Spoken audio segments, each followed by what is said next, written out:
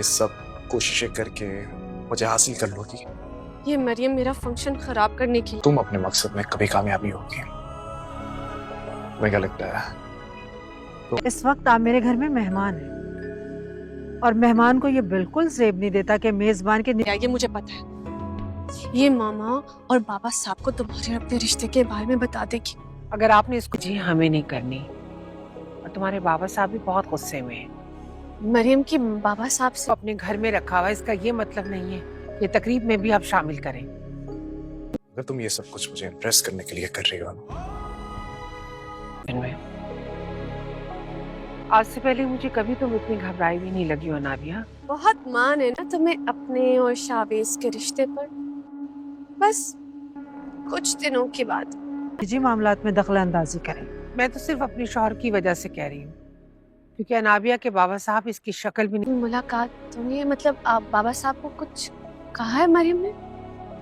नहीं, ऐसा तो कुछ नहीं कहा, लेकिन तुम क्यों टेंशन देखना चाहते? सुल्ताना ने कहा है कि आप लोग रस्म कर लीजिए। तुम्हें इस घर से निकालूंगी, बस फिर इस घर में मैं आ जाऊंगी सबसे पहले।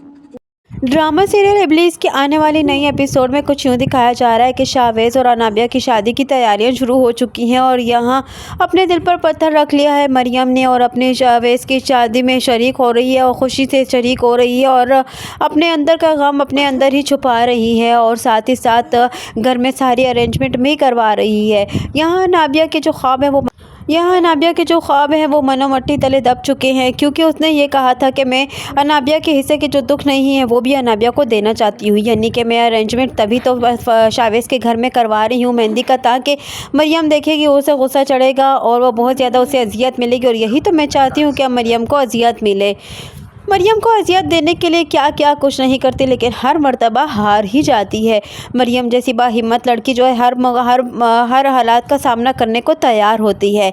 यहाँ मेहंदी के दिन शुरू हो जाता है और मरियम को देखकर अनाबिया का खून खोल उठता है और वो यही कहती है शावेज़ को कि मरियम मेरी खुशी बर्बाद करने आई है, वो सबको सब कुछ बता देगी और सबको ये कह देगी कि मैं ही जो है शावेज़ की पहली बीवी हूँ, जो कि मैं ये नहीं चाहती कि मेरी ये बात खुलकर सामने आए और मेरी फंक्शन ख़राब कर देगी। यहाँ मरियम बेचारी खामोशी से फिर रही है और साथ ही साथ शादी की अरेंजमेंट भी कर रही है और शावेज़ उसको देख रहा है हैरानगी से कि मरियम मेरी ही खुशी में शरीक हो रही है। और जब शावेज़ तैयार हो जाता है तो शावेज़ से कहती है कि अल्लाह किसी की नज़र न लगाए और ख़ास तौर पर अल्लाह आपको शैतान के शर से महफूज रखे। तो शावेज़ उसे ये कहता है कि तुम मेरे सामने ये चापलूसियाँ ना करो और ना ही दिखावा करो। मैं जानता हूँ कि तुम ये सब कुछ मेरे दिल में अपनी जगह बनाने के लिए कर रही हो, तुम कभी भी ऐसा नहीं कर पाओगी। मेरे दिल में मोहब्बत है तो सिर्फ़ और सिर्फ अनाबिया की मोहब्बत है और अनाबिया के अलावा मेरे दिल में कोई भी जगह नहीं ले सकता।